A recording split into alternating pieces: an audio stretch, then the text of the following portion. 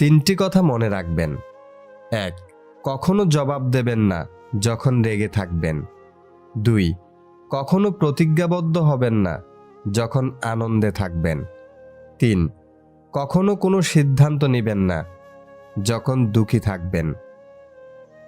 যে তোমার কাছে এসে অন্যের নিন্দা করে, সে তো তোমার নিন্দাও অন্যের কাছে করবে। এই ধরনের লোক থেকে নিজেকে যত দূরে রাখা যায় ততই মঙ্গল। বাবা কম দামি মোবাইল কিনে দিলে ছোট মনে করো না। মনে রেখো, যা তোমার কাছে অল্প তা তোমার বাবার কাছে রক্ত বিক্রির গল্প।